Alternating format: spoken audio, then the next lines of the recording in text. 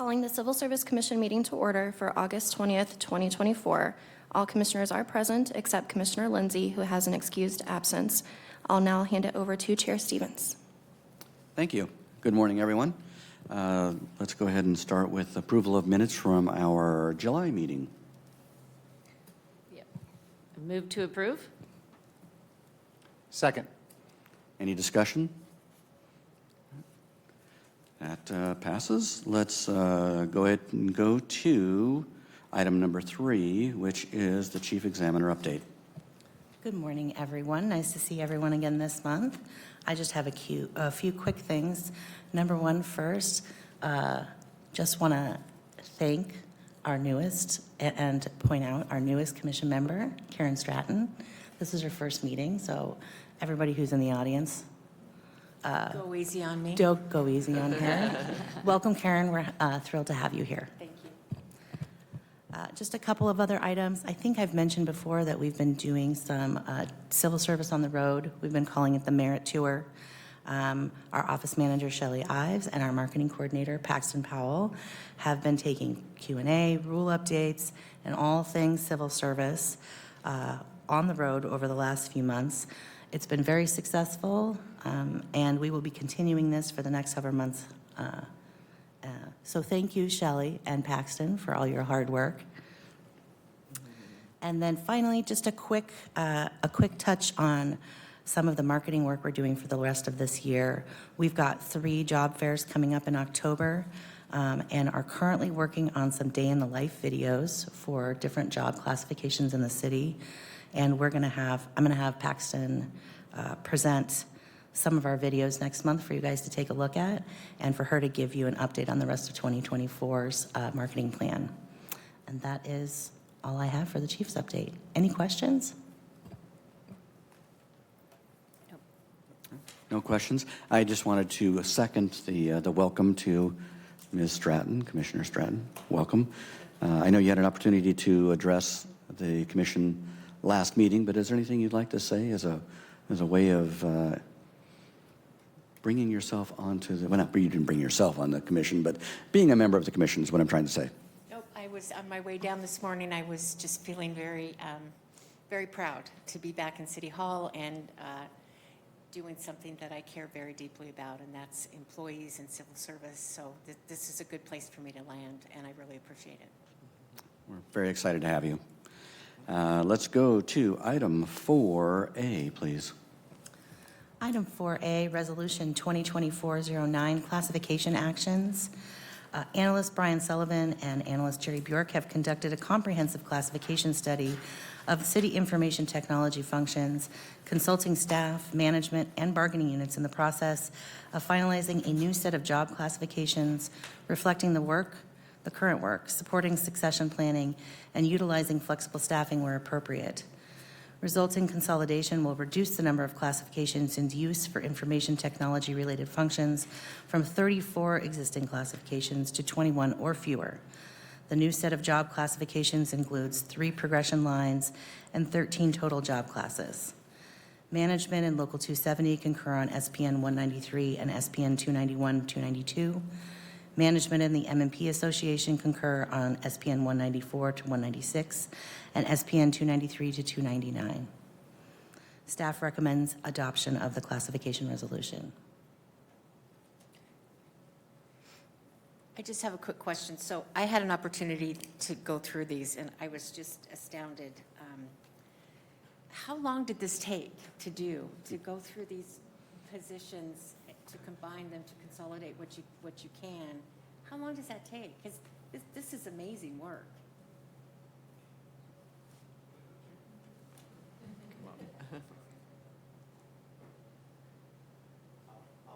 I'll reserve all the snarky comments.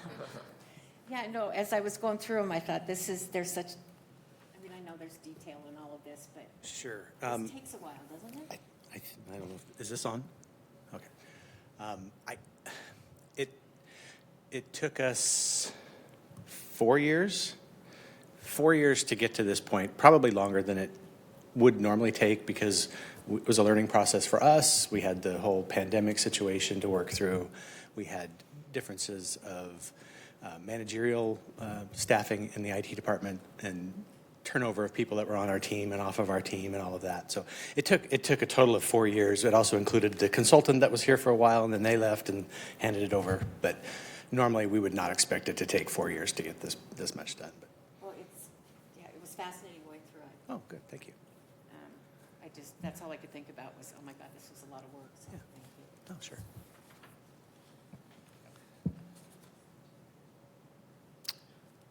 Motion? Move to approve?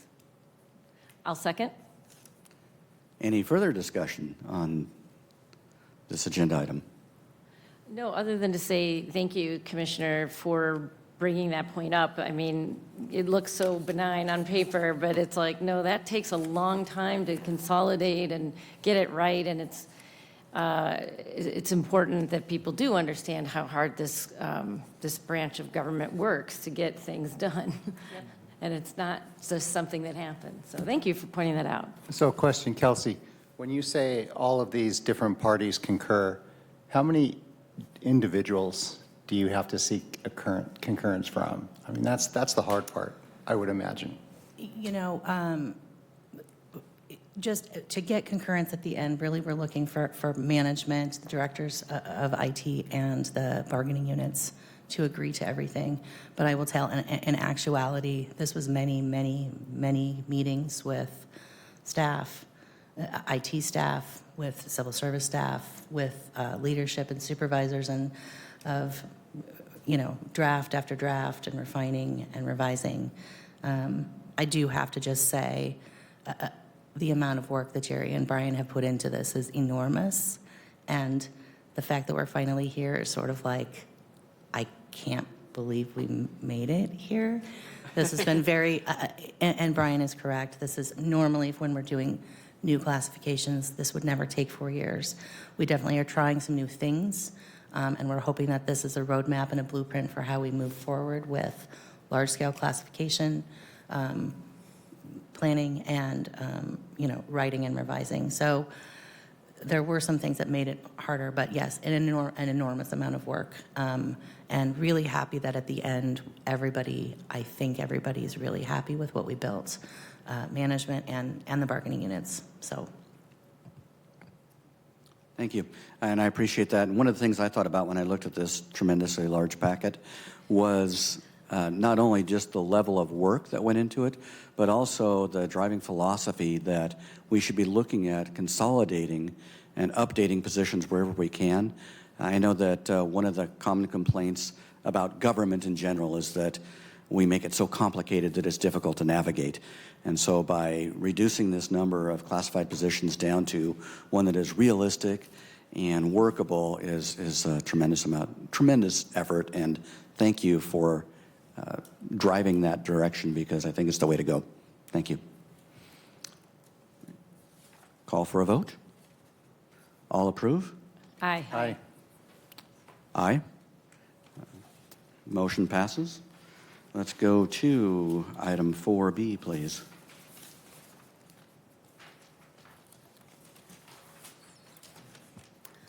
All right, item 4B is a continued discussion of the 25-26 budget. I have presented this month. As you may recall from last month, I presented the budget with 10% cuts that was requested by the administration. That included the elimination of an analyst position for us. And this month I am presenting an alternate budget that does not eliminate a person. It obviously is not going to get us to the 10%, but it does include about $48,000 in cuts that we can do, we can afford, and we can maintain current service levels with this. So this really is just for discussion purposes. No commission action is required. I do have a little, Commissioner Holt, you had asked for some numbers last month, and just some general numbers, just so you get a sense of how much work we're doing and what the loss of an analyst would be. These numbers that I'm giving you are just from August to August. So this time last year to this time this year, we've already filled 406 requisitions or requests to hire. We have developed and run 152 recruitments. 83 of those are just in 2024 alone. We've completed 15 job surveys this year with 5 more waiting. I'm throwing out some averages here, but each analyst currently is doing about 35 test development and recruitments a year, plus job surveys, plus classification work, plus any other internal work that needs to be done. So the loss of an analyst with the 10% cuts will considerably slow work, and will be a loss of approximately 3 test developments or recruitments a month, which is quite painful. Are there questions, comments? Well, just knowing what we heard, thanks Commissioner Stratton for bringing that up, because it's really easy for us just to look at this and say, oh yeah, great, everybody agrees, pass. And we don't understand what's behind it. And we don't know what positions are going to be turned over, what the turnover rate is, what the retirement expectations are, what the movement between departments will be. But we do know what the service level that has come to be expected of civil service. And the service level that has come to be expected would not be maintained with the cut of an analyst. And I think that's a no-win. I really do. I know we're just discussing, so I'm just discussing. It just doesn't make sense to me. And the position, how was in Book 1, how was the determination of which position to cut? How was that made? Well, it was really I looked financially. If it wasn't one analyst, it would have needed to be 2 something else's, and it would have. We can't function without an administrative team, and the loss of 2 would have been. We would crash to a halt. We would not be able to operate. The analysts were. I won't say that it was an easy decision to make. It was very difficult. But we have we have 7 analysts. It's what we have the most of. It seemed to be the most appropriate place to have to make a cut. Does that answer your question, It Commissioner? does. Okay. Thank you. I guess the only comment I would make is when I looked at the secondary budget that you provided us, I prefer the one that has no personnel cuts. I know it's difficult to cut, especially when we look at the first things that go when there's a budget crisis is, travel, education, all those things that really fine-tune how well the office runs. We sacrifice those before we lose people, and so I agree with that philosophy. And just from a math position, we know that Book 1 was the 10% cut, and obviously there's cuts in Book 2, but what is that percentage? The percentage of cuts, I cannot tell you that. I don't have that answer. Math is not my thing. I don't even think that what was the number, we were given a number to cut. And I'm not actually sure that was really even 10%. That was the number that was provided to us to cut from the budget office. Obviously, $48,000 is not 10%. It's probably not even 5%. We made nominal cuts to the 24 budget as well. We cut $50,000 from our budget for this year as well. This is going to keep us right at about 0.8, right around the 0.885 with this. So we're well within we would still be well within our 0.5 to 1%. But I could find that information out for you, Commissioner. That would be great, thanks. So just so I understand, we have, how do I put this? So as we go through this process, there would be the commission would have 2 choices then to either cut a position or go this route here with the mileage and airfare, and that would be the, The third option would be the commission could just say, take the full 1%, okay. which makes me nervous. So to take that full 1%, because then you just don't know what happens next, or the next time there's a budget. If we're already at capacity, how do we continue to, because wages and benefits are going to continue to rise. And you know, the 1%, that percentage may change. If we lose a bunch of staff, right, if there's a lot of people that don't get hired in the next 2 years, our 1% may not be the same. So, did I answer your question, Commissioner? Okay. And just for a little more clarification, Kelsey, it might be helpful for you, I know you did this a while back, but to just discuss the kind of the role of our commission, in that when you were asked to participate in this exercise, this budget exercise, that as an autonomous body, this commission has the ability to set budget.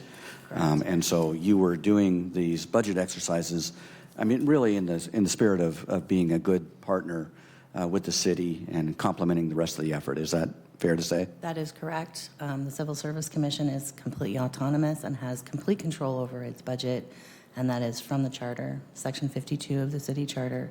We are in control of our budget. There is some case law that also shows, I think back in 2003, the early 2000s, the commission was unfortunately forced to sue the city because they were not funded properly. So, yeah, you guys are in complete control of the budget up to the 1%. Really what I need from the budget office every year is what's our 0.5 and what's our 1%. And we can stay with anywhere in that range that you all decide. That was helpful, thanks. Any other questions, comments, concerns?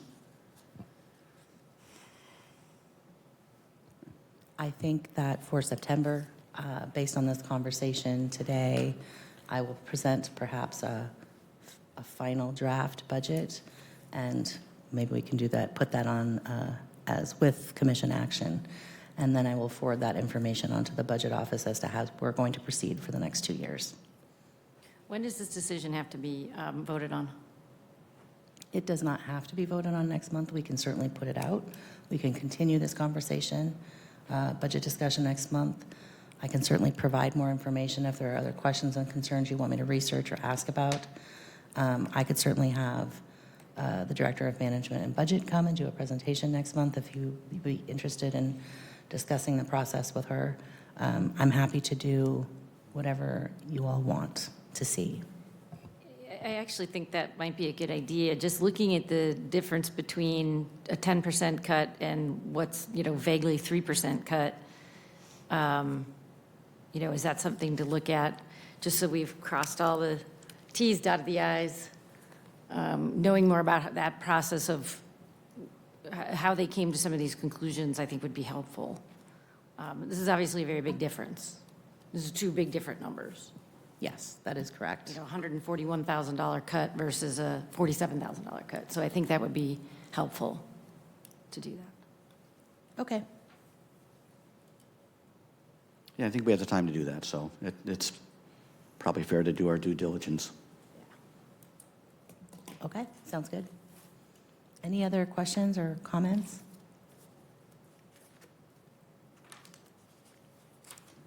I believe we're at item number 5, other business. Any other business before the commission today? Hearing none, we will move to item number 6. Move adjournment. Second. All in favor? Aye. Aye. Aye. No opposed. Meeting stands adjourned. Thank you all. Thank you.